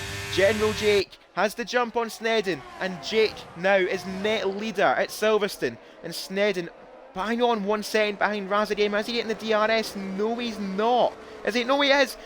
Literally a thousandth of a second more, and Snedden would have been in trouble there. But on those fresh tyres, Freddie Ford's also got past Midfield Maestro and all that. As now Raza Gamer finds himself in 2nd place. Will he let Snedden through when the time arrives? And I have a feeling Team Games will be in effect at Williams in just a few laps. Yeah, I've got a feeling here, Cruiser. Will Night Owl, knowing that he's currently got no penalties, he knows that he's going to drop down to around 9th position if he comes in. Is he going to try and stay out here and hope for a safety car? And then he will be able to obviously come in and serve his pit stop, and then be right amongst this sort of pack here, or this net 1st, 2nd, 3rd, 4th pack here that we've got behind us on fresh mediums. I can see him trying to stay out and maybe hope for a safety car until those cars definitely have gone, and obviously we'll have to box when that time comes. Snedden getting the move there on Raza Gamer. Team Games have been in effect almost with immediate effect. Snedden now up in 2nd place and literally borderline 1 second with Jake, but Jake is on the older tyres, and I believe, if I'm correct, is on the different compound of tyres. Jake on 3-lap-old hard, Snedden on fresh mediums. So Jake has to keep this gap at enough of an arm's length to hold off that Williams here, but further back Freddie doing very well and is going to catch up towards Raza Gamer in a few moments as well. But Midfield Maestro behind that Ferrari, using that battery now through Aintree, down the Wellington Straight for the Aston Martin. He lost out to Freddie Ford after the pit stops, and he's took back 5th place. There goes Midfield Maestro, and is now got his sights set on Raza Gamer. Yeah, and if Raza Gamer, he might want to try and obviously race his own race, but he's got a 3-second penalty and he is on worn tyres. I'm wondering here if Raza Gamer's going to try and help his teammate out here. Potentially try and back up this sort of pack of Midfield Maestro, Freddie Ford and Robin as much as possible, so Snedden's able to sort of pull away from them. Obviously been on the fresh mediums, but we'll have to wait and see. Raz is obviously at 14th place. He's had a great race so far, but he's surely now going to drop off, as Snedden will go to Snedden in 3rd position. He's going to try and go for the net lead here on General Jake, and Jake tries to turn in, but Snedden's car's there and he can't make the full turn, has to give way. And now Jake back down into 3rd, net 2nd position. And it looks like that Night Owl is now into the box. He's decided he's called it there, not going to start anymore. And now we see Snedden take back the lead of the race. But General Jake, obviously on the hard tyres, 2 laps older as well. just got to try and keep within that second barrier and hope in sort of the next sort of 5 laps that as Hards come back to maybe he can make another attack on Snedden. Snedden, however, going to try and get out of this second barrier for DRS. Speaking of DRS, here goes Freddie Ford against Razadamer. Midfield Master getting the move done in towards Stowe. Freddie Ford down the inside, and Raza, I think, a bit reluctantly gets forced off there a little bit by the Ferrari, but I think somewhat reluctantly knows his fight isn't with Freddie, who's now up into 4th place. And next up to have a go at Razadamer is Robin, who is really fired up after running in 3rd place before the pit stops. Now finds himself in 6th place, but on the freshest set of tyres is Raza, actually looking for a move in towards Maggots and Beckett's there. Not quite going to happen there, but those worn tyres really starting to show. Robin through Chapel, and he's going to be a matter of time before he gets by the Williams, I'm sure, who's going to have a little fight here with Freddie down the hanger straight in towards Stowe. Around the outside he goes. Freddie forced up on the curb, and he's not giving up 4th place easy here as Razadamer to 0 down the inside at Vale, and he's got the overtake done there quite nicely actually. Raza, he's doing what he can for his teammate and holding up Freddie, and more crucially Robin, who is on the same distance of tyres as Snedden. But Jake, 5 lap old Hards, half a second behind Snedden, who's got a little bit on the curve there, going through the loop. 7/10 of a second, he will have enough in hand, but can Midfield Maestro catch up to the General? 1.4 seconds he needs to get DRS off of that Alfa Romeo, and he's got 9 laps left to do it. Yes, Razadamer loses 2 positions in one straight, and Robin's trying to make a double overtake as he goes down the inside now towards the outside as he goes through Luffield of Freddie Ford. Now on the exit through Woodcote, he's still on that outside, and now they're going to still try and go at it into Cops potentially. I think now Freddie Ford will just cut across and he'll keep that position for now, but Robin almost making a double overtake. Raza losing 2 positions in one straight, and I think those tyres, those 10 lap old millions are starting to fit. As and Freddie Ford, and almost takes out Raza. He's done extremely well there to not get taken out by the Ferrari, and the Ferrari almost seemed to lift off and let Robin through. I don't know if that was a little sort of attempt to try and get the DRS, but it's not paid off for Freddie Ford, and in this situation now he's lost out and let Robin go out into 4th place. And he's still fighting with Razadamer in towards the Vale chicane. The Ferrari and they're down the inside. Now Raza going to force him wide, going through Club. There's still level pegging here between the pair of them. Nobody started finish line, but Freddie is not quite been I would say it has been a disaster, but he's only lost out 1 place there when it could have been 2. But now Freddie 1.4 behind Robin, who's now been unleashed to chase the Midfield Maestro, who's now 2.9 seconds behind Jake. But importantly for Snedden, he's pulled out of that DRS window of Jake. However, that fuel, you've got to keep an eye on that by the end. Snedden still has to lift and coast. Jake is flat out now to the end. Yeah, that's very true actually. We've obviously forgot about the fuel as well. Still, I think at the moment those tyres are probably in Snedden's favour. 4 laps old to 6. I still think at the moment they're probably 10 so, but very, very soon they're going to start coming to about level pegging, and then eventually General Jake will have the better tyres. I'll just quickly look down the rest of the field at position changes. Razadamer up 13 positions, and how much longer he can keep these mediums of his going is a question to be asked. But Freddie Ford now will have another go at him, try and take back P5 down the hanger straight. Surely will have the DRS to overtake. Won't have any battery though. But he does make that move for now. Is he going to try and cut back on the inside? He might do take the dive, and he doesn't decide to do it just now. Razadamer has to slot in into 6th. Meanwhile, just behind, Night Owl making a move on Silverside Boy, the 7th position. He's got tyres as well that are around 8 laps newer than Silverside Boy. Collateral adds as well here. I was just going to say, 17 lap old Hards. Is he going to have to come in again? And that's exactly what he's doing now. I think the worst, well, push comes to shove for Collateral Ads, he'll be down in 11th place, maybe even right behind Jaffmaster, so we have a little bit of a fight to the end, and he's not giving up as the McLaren driver after that lap 1 collision with Nigel Piddle. Both of them haven't seen the points, or at least at least the high stages of the points since that collision, which has ruined their evening.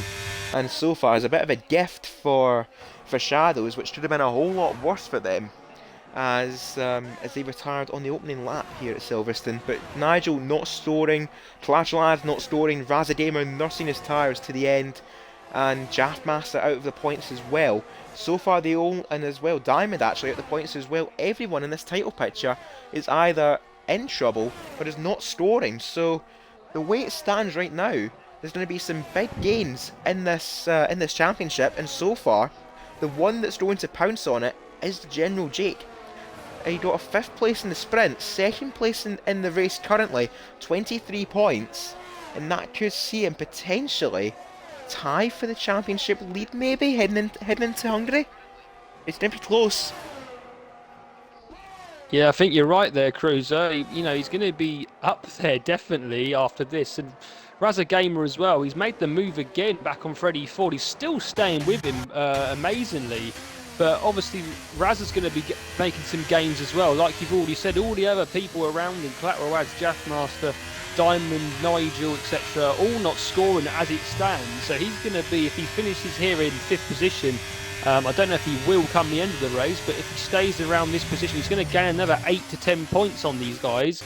And he's already got, I think, something like a 7 to 10 point lead already.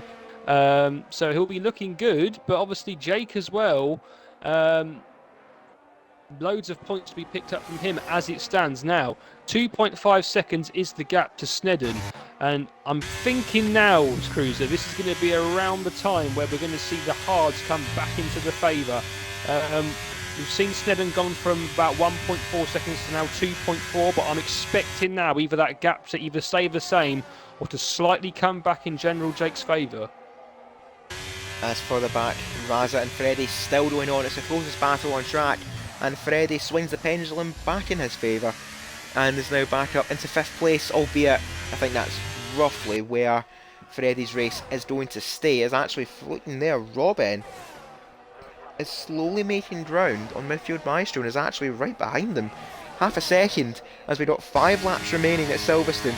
Snedden leading the way, 2.6 seconds ahead of Jake, but will those tyres hold out, or will Jake make an almighty comeback by the end of the race? Robin hunting down a podium, and their 2nd podium of the evening, and a 3rd place finish for the AlphaTauri driver. Down the Wellington straight they go against midfield Maestro. Midfield Maestro is a bit too far forward though, and so far holding on to what will be their 2nd podium of the season, following on from I believe a 3rd place, as I mentioned earlier, in Baku some few races ago. And Snedden somehow texting while driving, the sheer arrogance is saying that they've got no fuel. So they are bang on 0.0 on their fuel gauge, and they've got to do a lot more lift and coast. But Jake is actually losing time here to the Williams. So it's still, as I said, go keep an eye out on that fuel for Snedden. But at the same time, Jake is slowly starting to fade away a bit in this race. 4 laps left to go as we cross the line, and 3.2 seconds in Snedden's favour. He will have enough in hand to just about nurse it home, albeit if Jake doesn't fly around here like a fighter jet. It all depends, really, if Snedden is already under or if he's literally at nothing.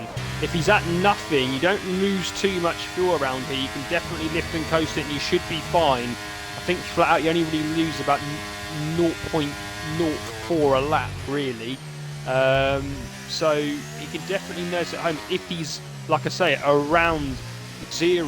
But if he's anything over that, like he's under fuel by a lap or half a lap, he's going to really find it difficult in these last 3 laps. The gap, I'm surprised, is still going up, to be fair. Like we said, 3.3 seconds now. Robin as well, trying to have a go at midfield Maestro for that last podium place. He'll be hoping to get a hold of that. I'm going to cut in here real quick. Looking at the Twitch chat, Snedden says he got -2 fuel.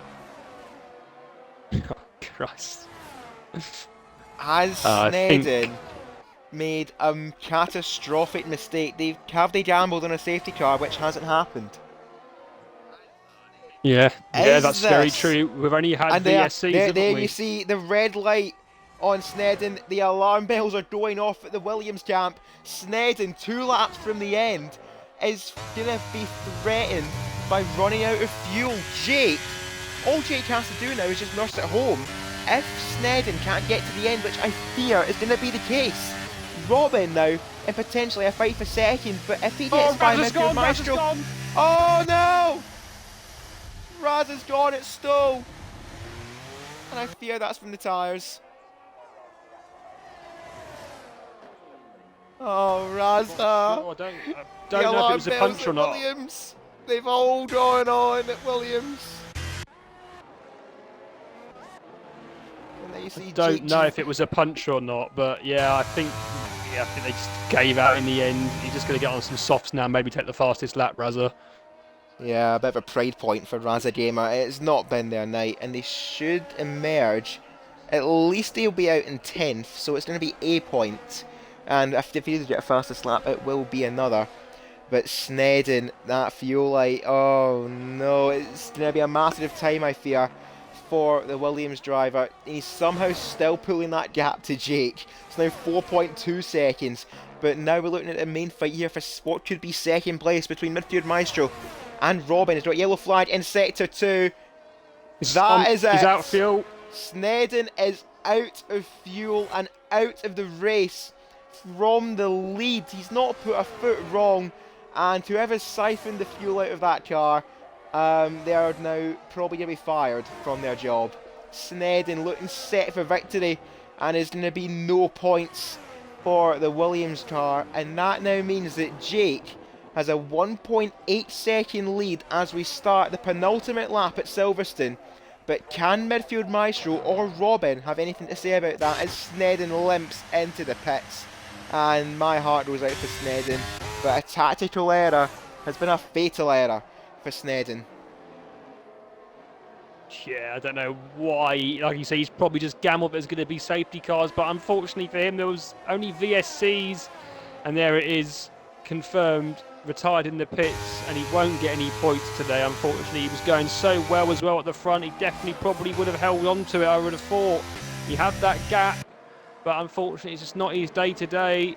The strategy hasn't paid off, and he will end up P15 finishing technically with no points. But obviously now General Jake's got a 1.8 second lead. He just got to hold it together now and keep it on the track, and he will have this race win. Like we've already said, the main battle now, who's going to have this second and third place? Midfield Maestro or Robin, and the gap now between them is currently 3 tenths, and Robin surely is going to try and have a go, maybe here or maybe on the last lap. Is he going to be... Oh, and Midfield Maestro's got an awful run there, and that just makes it easy for Robin to take the second place, and Midfield Maestro now is going to have to try and keep within the second barrier, and maybe, hopefully for him, have go on the last lap. As he... Oh, a massive snap there as well for him as well, coming out of the Stowe. Robin has been unleashed here as he approaches the final lap. 1.6 seconds between himself and the General as we start the final lap at Silverstone. General Jake going to potentially take their second victory in a row, but will the stewards revoke this one? I have a feeling they're not going to this week. Jake has drove a very clean, very cunning race as we now begin the final lap. He's got a yellow flag further back. That is Hirsch, who's went round at Copse Corner, and Diamond now up into 11th place. Somehow in all this as well, Collateral Ads is on for points in 9th place. Jaffmaster storing a sole point in 10th, albeit if penalties stay their way, and that has actually just about been confirmed for Jaffmaster. They will pick up a point in 10th. Raz is somehow going to end up in 8th after that spin and a fastest lap to boot. But I think General Jake, he has enough in hand, and he's got it covered. 1.6 seconds still, but Jake's light's going off. Jake's fuel light's on. Yeah, and so's Midfield Maestro's as well. Robin here, he's got to get to the line quickly, but the fuel light is on, and he doesn't seem to be fuel saving though, so I just think he's going to be just a roundabout level at the end of this, at the end when he gets to the final corner. But Midfield Maestro now, there's Robin trying to break the slipstream as Midfield Maestro tries to go for a dive potentially for the second place. I just think it's a bit too late for Midfield Maestro. Will he have a dive down to the inside of the chicane? No, he won't, and General Jake's just going to hold on, I think, to take this race win. General Jake around the final line. The fuel light worried him, but no worries about a thing. General Jake the winner at Silverstone, and this one is going to count for the general. 25 points and potentially a championship lead as we approach the halfway stage of the season. General Jake picks up their second victory in a row, and this one at their home track. This one will be a lot more special for the general. Robin takes second place and had us in the edge of her seat at the end. Midfield Maestro, another podium for them. In third, Freddie Ford take about fourth place on their return after a wretched qualifying, and Ferrari fourth and fifth at Silverstone. Good points all in all for the constructor there. Silverside Boy takes another sixth place and another strong midfield effort for Silverside Boy. Phenom takes seventh, Raza a fastest lap and eighth place. They didn't trust their tyres but picks up a few more points. Collateral adds after that lap 1 collision with Nigel Piddle takes ninth, and Jaffmaster rounds out the points in 10th. But Silverstone, thank you once again for another thrilling race. What a race that was, and it's been won out by the general. Yeah, fantastic race in the end. Obviously, you know, we had that crash at the start between Nigel.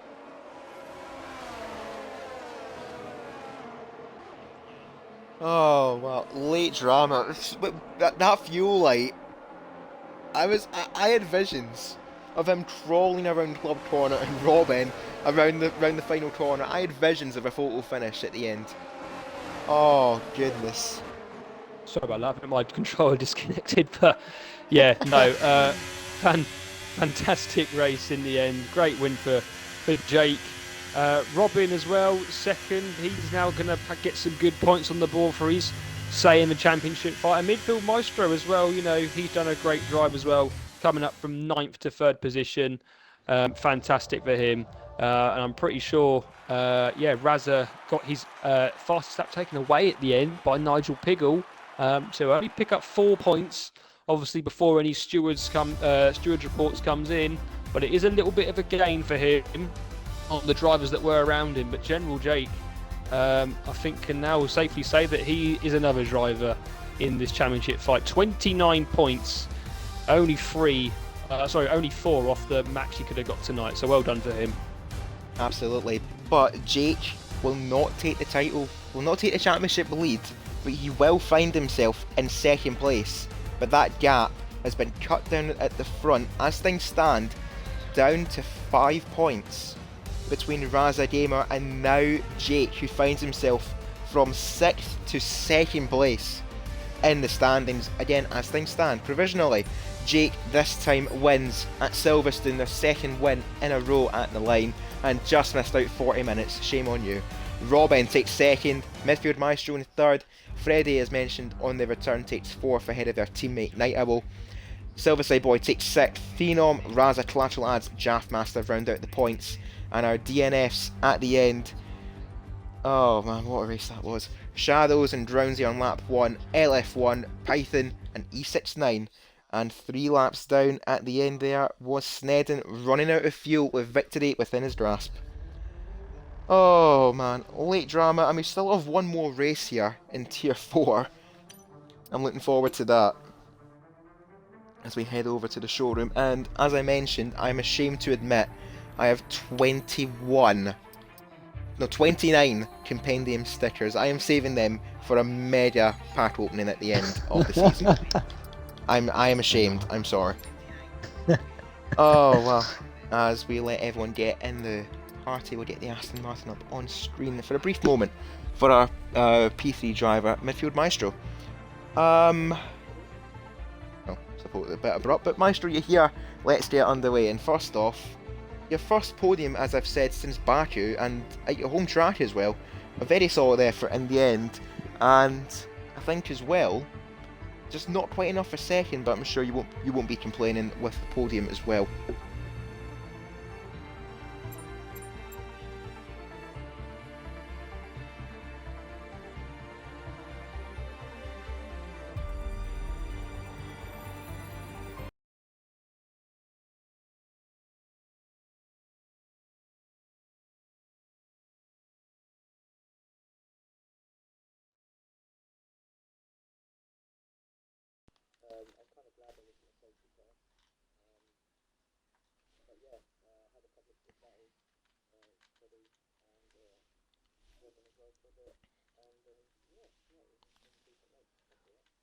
Yeah, I'm gonna be a bit of a buzzkill. We didn't pick you up on the stream. Of just be sure to include your audio, everyone, before we begin your interviews. But midfield manager was saying that they had a very poor qualifying, but picked it up in the sprint to finish in ninth, especially after that pit stop. And in the main race, a few fun battles with Freddie, Raza, and at the end Robin. But he done says he was happy to stick to the front pack and pick up another podium.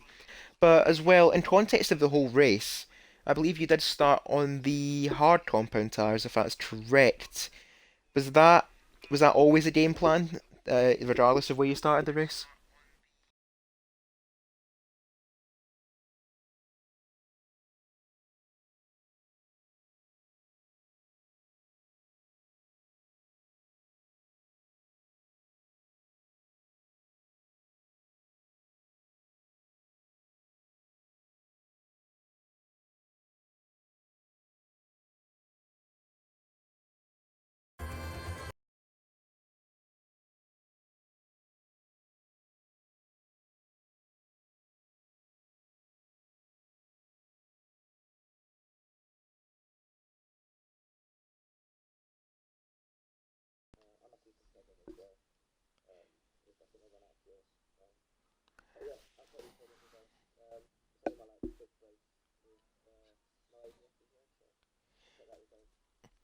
Yes, still didn't pick up on the stream. It's a bit unfortunate, but I'll try remember what you said. Mr. Maestro saying that it was a game plan regardless to start on the hards because the mediums you can stretch them long in the race, and that was going to be the plan and intention for them.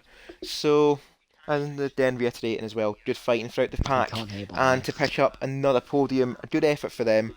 And onto the Hungaroring next week. The quick answer: yes or no? Is it a track you like? Because I know it can be a bogey for some.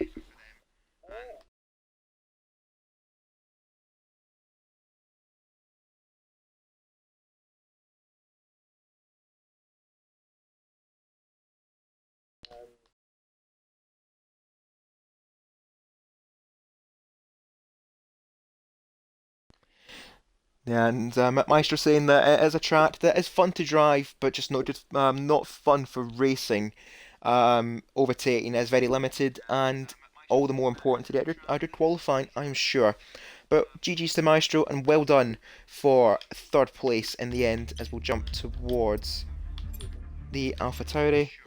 And Robin had to leave the party somewhat abruptly to tend to other matters. So they left a quick message saying two words: amazing race.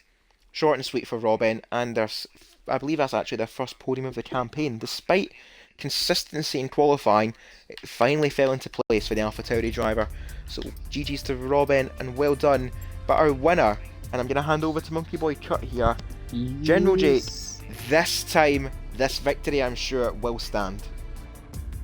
Yeah, I think it definitely will. I didn't see anything dodgy from you, Jake, out there, so I'm pretty sure you're all good for this one. But yeah, well done, obviously, on the victory. We'll start with qualifying. Um, Obviously, not right at the front, but do you feel like you could have got any more time on your best quality lap, or do you think you really sort of hooked it up and that was the best you could have done? Yeah, overall, I did a lot of practice for this race today, and it paid off. But yeah, qualifying, the second lap was an absolute stellar of a lap for me, and then the third lap was just seeing if I can find any improvement. I was losing and gaining time in certain places, and yeah, I think there wasn't really much time in that lap. I think I maximised lap myself. There was no way I was going to get near Nigel's lap at all. Yeah, obviously Nigel been in fine form, obviously as of late in qualifying, especially made a hat trick of poles. But anyway, we go on to the sprint race, and obviously you were in that sort of top six for the majority of that 9 laps. I mean, just tell us how difficult was it to just keep pace and keep up with that pack? It looked extremely intense for everyone that was battling within that top six. Yeah, it was a whole lot intense starting off the race. It was just starting off the race. It was just all about keeping it clean, really, and yeah, I kept it clean. And then eventually got past Shadows, who was eventually going to drop off with his soft tires, and then yeah, it was just sticking behind the train, holding off the ERS, hoping something would happen, but no, it didn't.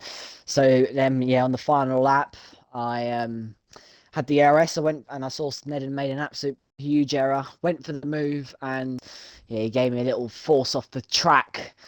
So yeah, that was a bit naughty from Snedden. But overall, the sprint race, there wasn't really much I could do, as the DRS train is absolutely horrific. So yeah, the sprint race, I'm happy with 4 points overall for the sprint.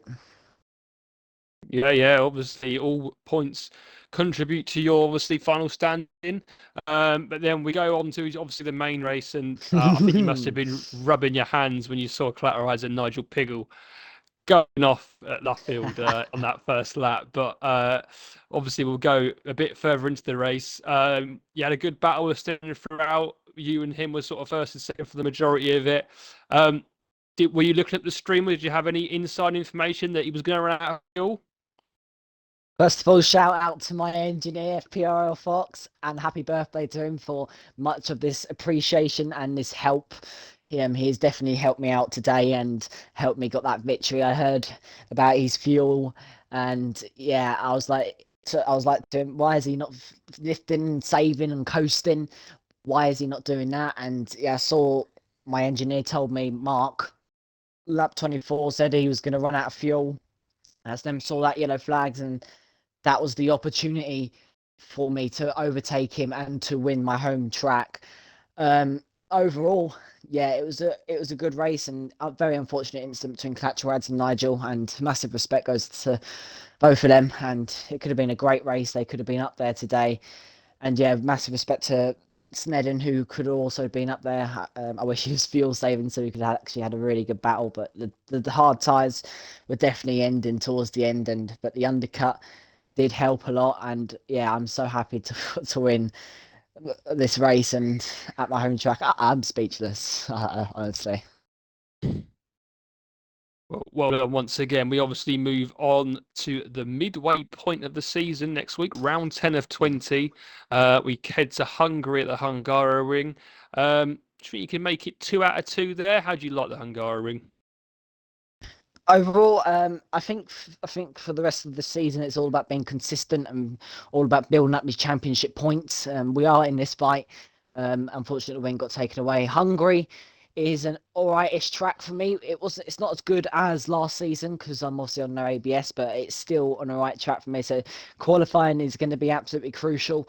If we can get a top 5 in qualifying like we did today, that would be absolutely fantastic. And it's all about just being consistent in the race, picking where to go for the moves, and hoping for something carnage to happen ahead of me for me to gain those places in the championship. That's it. Well, hopefully you can have a good race next week as well. Obviously, once again, big congratulations on the victory today. Yes. And you see yourself rise massively up championship table. And yeah, well done. I'll give you back to Snedden, who will see us out of the stream. Snedden Cruiser, I'm so sorry.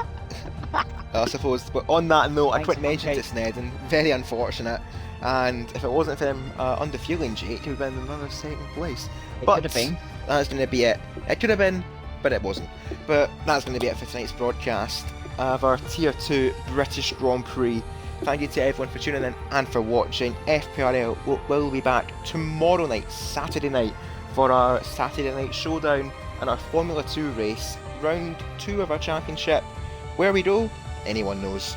And be sure to join us on Sunday for our Tier 4 race as they head to Silverstone, and trust me, if it's anything like tonight, you do not want to miss it. 8 PM UK time, where our Tier 4 drivers take on their sprint and main race.